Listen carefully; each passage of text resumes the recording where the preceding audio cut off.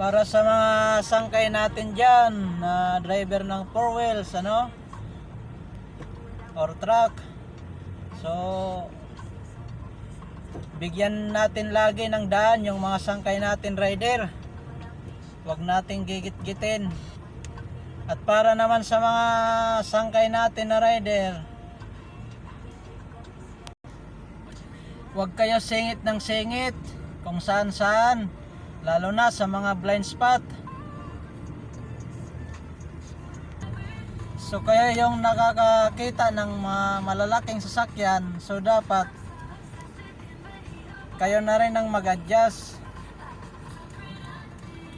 Kasi hindi lahat ng pagkakataon ay lagi kayong nakikita ng mga driver. So panatiliin ang disiplina sa kalsada para maiwasan ng abala. Tandaan nyo po mga sangkay, iisa lang ang buhay. So yun lamang po, ingat tayong palagi.